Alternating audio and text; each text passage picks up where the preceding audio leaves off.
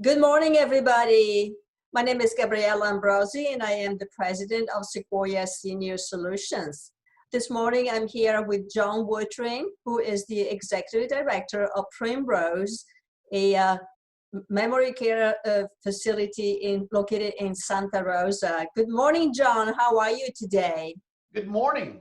I'm doing well. How are you this morning? I'm doing fantastic. Thank you. I'm so happy to have you. I really appreciate you accepting my invitation. John, we've been knowing each other for a long time. How long have you been involved with memory care? Memory care exclusively, I started working on the program in 1996. So see how it's 2020 right now, it's been about 24 years. Wow, that's quite amazing. And I know you started with a family member, is that correct? Yeah, my dad and I started the business to take care of his parents. Both my grandfather had strokes. My grandmother had Alzheimer's disease, and we built the company to take care of their needs and other people with the same needs. Well, and you are really the most educated, most up-to-date, and trustworthy professional that I have ever known in the field. As you know, often we provide home care to families with loved ones who actually need to move into a facility. And one of the questions that I hear often is, Gabriella, how do I go about selecting the facility that is the best for my mom or dad? Could you summarize perhaps in two or three questions that these family members should ask when they interview for a facility? That's a really good question, Gabriella, and I'm glad you asked. When I go and tour other facilities to assess prospective residents or to tour and see how our competition's doing, the three biggest things I notice that make a good facility versus one maybe I wouldn't put my grandmother into, the number one would be the staff.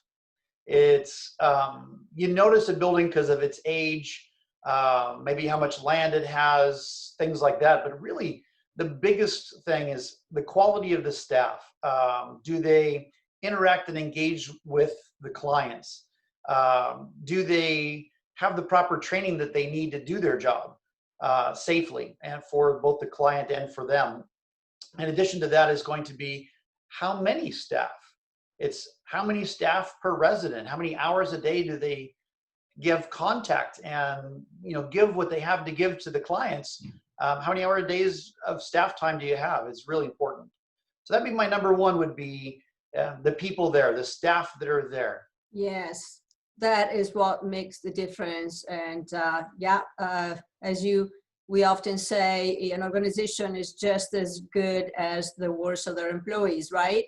Unfortunately, that is true, but fortunately, then it's a matter of training and making that employee a good one. Mm-hmm. Speaking of which, it's one of the reasons why we use Sequoia Senior Solutions, your organization, to help supplement our staff when somebody needs one-to-one care, because your staff by far are the best trained and have a good heart.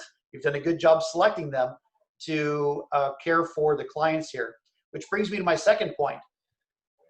It goes back to staffing, but it goes back to how the staff view the philosophy of care.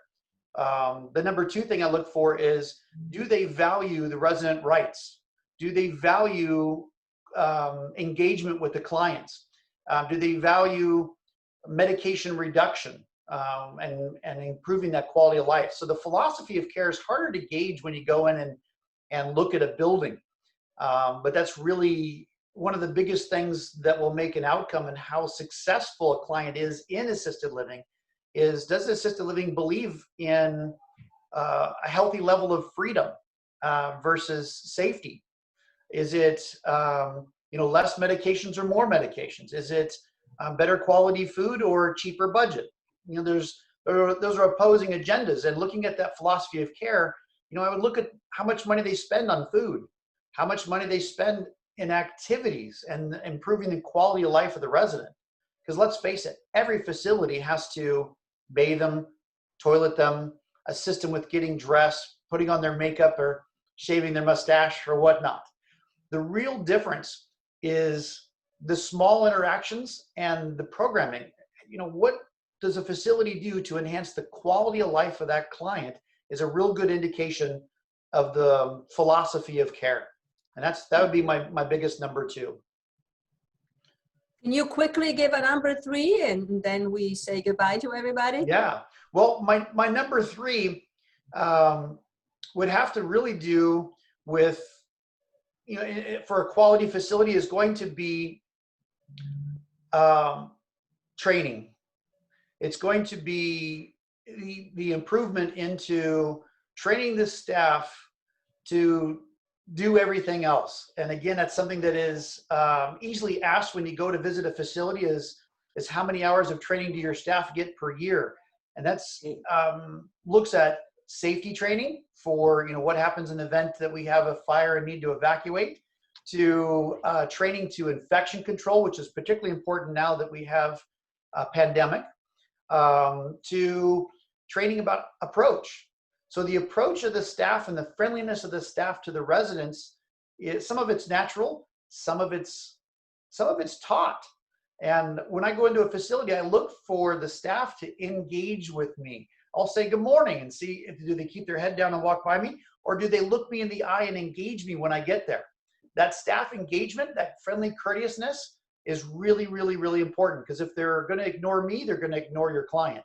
If they're going to engage with me and smile, they're also going to engage and smile at my grandmother if she's there. And that's what I want. I want her quality of life. I want her in a happy environment. And I couldn't stress how important it is to train the staff to have that marketing feel, to engage people. That's probably my biggest number 3. So if we can summarize real quickly, it all boils down to staff, staff, staff. And we're talking, you talked about ratio, you talk about engagement, and you talk about training. Those are 3 great points. John, I thank you so very much. It's a pleasure to have you. I would like to say goodbye to everybody and have a great day. Thank you for having me.